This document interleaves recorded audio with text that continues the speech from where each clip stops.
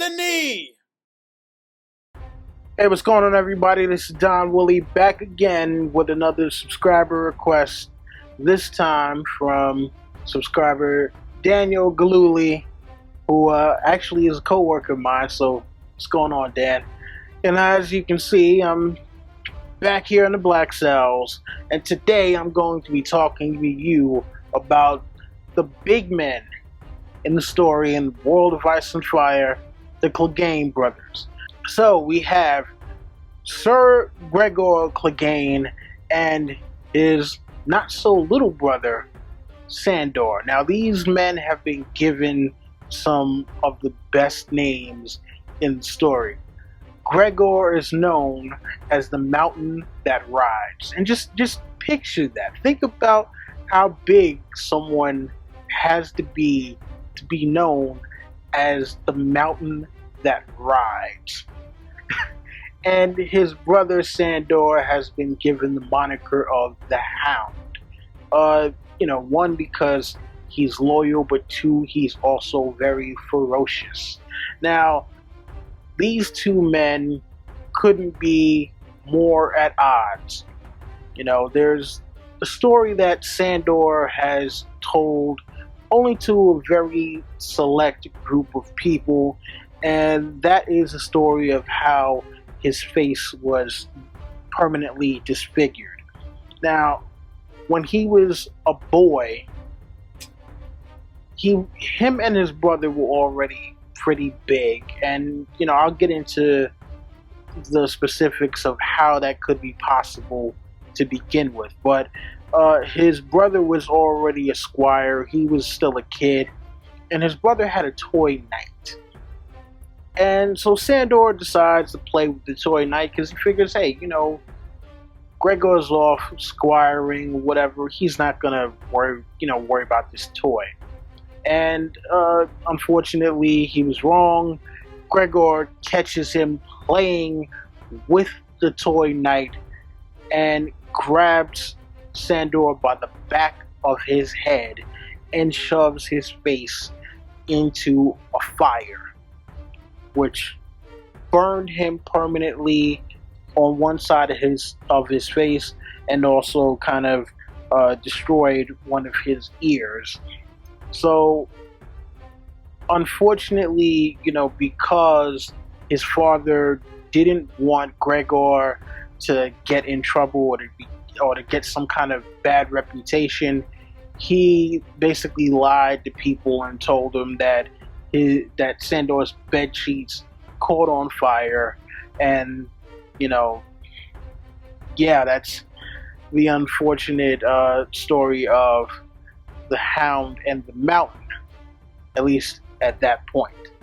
So Sandor has had the chance to become a knight, but because of the person that Gregor is, he has flat out refused. He's like, nope, knights are supposed to be honorable and, good people and all that. And if my brother is a knight, then I know that I don't want to be anything associated with that, because he is totally the opposite of everything what a knight should be on paper.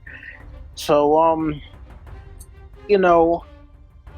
they are bannermen to House Lannister, and, basically how they became bannermen was their grandfather was the kennel master for Tywin's father, Tytos Lannister.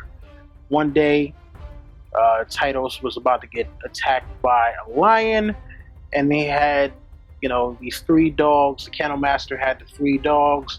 They were able to stop the lion from killing Tytos, but in the process, they all died. But this also allowed their grandfather to become a bannerman of House Lannister. He was given lands and titles. He wasn't made like a great lord or anything like that, but he was, given a keep, just to have whatever for his loyal service. And it is speculated that the reason why the Mountain and the Hound are so big is because since their grandfather was a kennel master, he might have done some sort of genetic manipulation in order to make sure that his offspring was enormous as well, or more powerful than your average man. And with Gregor, he gets these massive migraines. He is not the most intelligent. He's not, he's not stupid, but he's not, that much of a learned man. He kind of does what he's told, which, any, I guess, good dog is supposed to do. And, it's said, him being the cruel person that he is, that he may have actually killed his father and his sister in order to become the lord of that particular keep. And once he became the lord, it was like, what, forget about it. Sandor was done. He's like, look, I'll go and work at Casterly Rock with the Lannisters, and I'm just gonna stay there. And then later on, after Robert's Rebellion, he became Joffrey's sworn shield and has been in King's Landing for the most part ever since, until the War of the Five Kings and after the Blackwater Bay incident. So, Gregor is infamous for not only his cruelty to small folk and to just people in general, but also for the slaying of Ilya Martell and her two children. Now, it is said that he raped Ilya, he basically beat her to death, and he also smashed Rhaegar's son Aegon's face in, and the daughter, I believe was Rhaenys, that basically just kind of beat her to death as well. And I'm talking about with his bare hands. So it's man. The last time we actually saw him, he had a trial by combat with Oberyn Martell, because Oberyn Martell was the brother of Ilya Martell, and Oberyn wanted revenge against him and also Tywin Lannister for that very, very gruesome scene of events that took place at the end of Robert's Rebellion. So, Gregor, we saw him dying on Qyburn's table. He's screaming so loud that half of King's Landing can hear it. And, while it has not been 100% confirmed, everybody pretty much knows that Gregor Clegane is Sir Robert Strong, current member of the King's Guard, kind of sort of in, reanimated Frankenstein-ish form. Now, what's going to happen to him later on, we're not exactly sure. Currently, Cersei Lannister has a trial by combat scheduled, and she has picked Sir Robert Strong as her champion. We do not know who the champion of the Faith of the Seven is going to be, but that does bring us back to Sandor Clegane, because it is possible that he could be that champion. So Sandor Clegane, after the Battle of Blackwater, he offers to take Sansa back to Winterfell because he realizes that Sansa is not in a safe place where she's at right now. Sansa obviously refuses, and he's kind of like, all right, well, listen, I did what I could. So along his travels, while he's trying to figure out what he's going to do with his life now that he is no longer bannerman of the Lannisters and is essentially kind of an outlaw and a traitor, he runs into the Brotherhood Without Banners, who capture him and hold him for trial. And while he is being held for trial, he runs into Arya Stark. Now, Arya Stark, basically says, hey, well, look, you claim that you're not a murderer and you're not a monster, but you killed my friend, Micah. Now, he was like, hey, listen, I was doing this on orders of Joffrey. You know, Joffrey said that the kid attacked him. So, listen, I had to do my duty.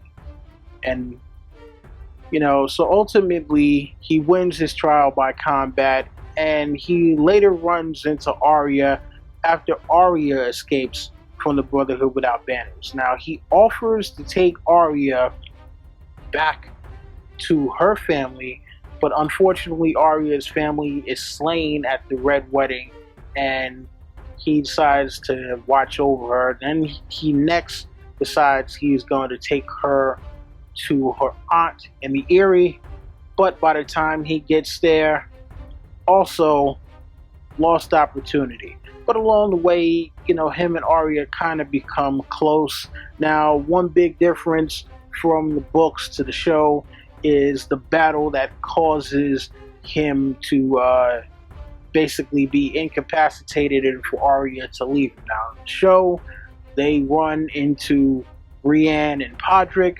Podrick recognizes who the Hound is, and they kind of figure out from there that there's Arya Stark with them, and a battle ensues between him and Brienne.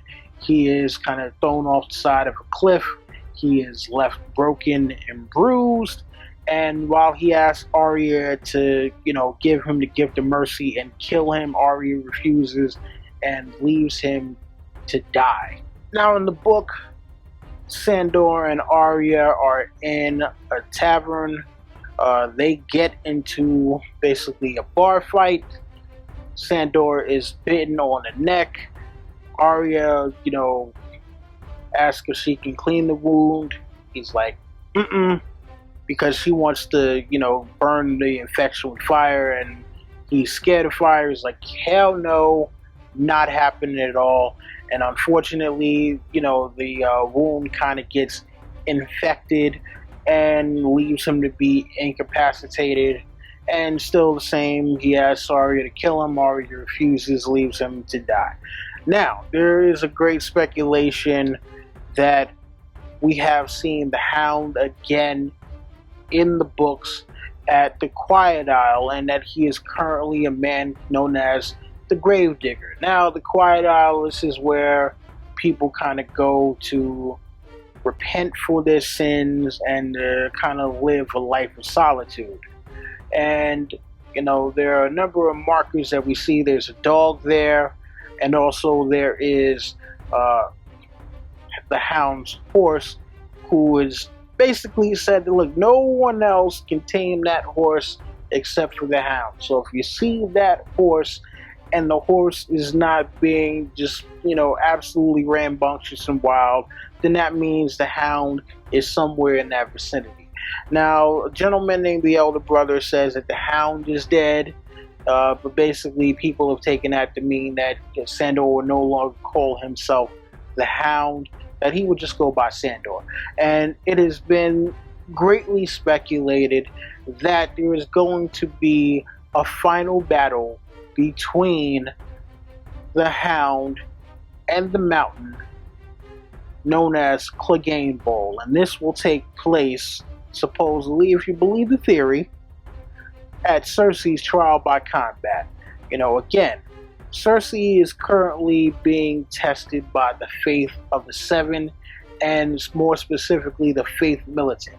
So basically the speculation is that at some point they're going to go to the Quiet Isle and call for Sandor to come back and fight against Sir Robert Strong, and that at some point, it will be exposed that Sir Robert Strong actually is the Mountain, and whether or not he dies at his brother's hands or vice versa, or they kill each other, we don't know. But basically, Sandor has said for a very long time, nobody kills my brother but me. So obviously, these two have absolutely no love lost whatsoever.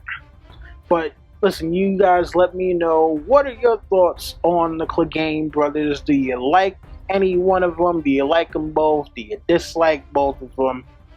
You know, personally, hey, I got no problem with them. They got to do what they got to do. A man's got to eat, and apparently a man's got to kill. Maybe not so much the killing part, but look, I do like these guys. But thank you again to Daniel Galuli for suggesting this one. You guys already know the deal. Rate, comment, subscribe, share, tell your friends, come back for more. That's been my time. Don Willie, I'm out.